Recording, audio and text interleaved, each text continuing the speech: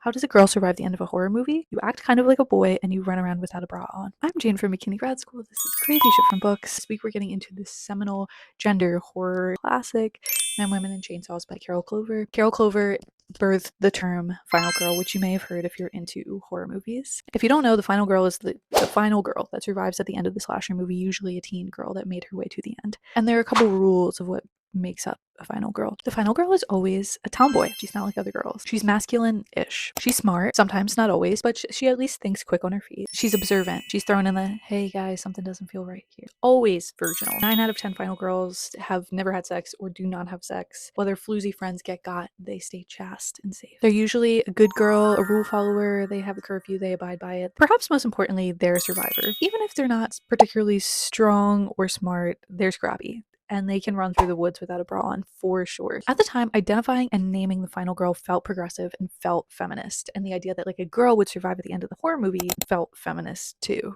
But if you actually look back at what Clover wrote, she specifically says the final girl is feminine enough to act out in a gratifying way, but not so feminine as to disrupt the structures of male competence and sexuality. So when you think about it, a man really couldn't go running screaming through the woods, tatas bouncing, because that would be emasculating. She needs to be just masculine enough to be stereotypically practical, but not too masculine as so to lose her role of the victim or to not appeal to the male gaze. So I did my college thesis on zines and women in horror movies, so if you're interested in that, I have a whole series, blah blah blah.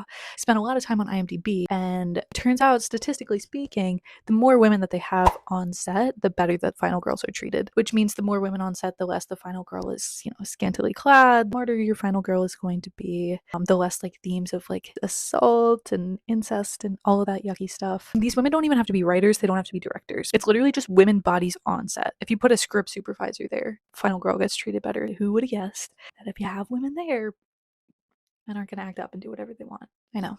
Groundbreaking. Bruh. Shameless plug if you're interested. I have a whole zine series about women in horror movies. This is one of them. It's called I Don't Want to Be Your Final Girl. The series is called Absolutely Heinous. If you love zines, if you love women in horror movies, check it out, honey. Just Google it.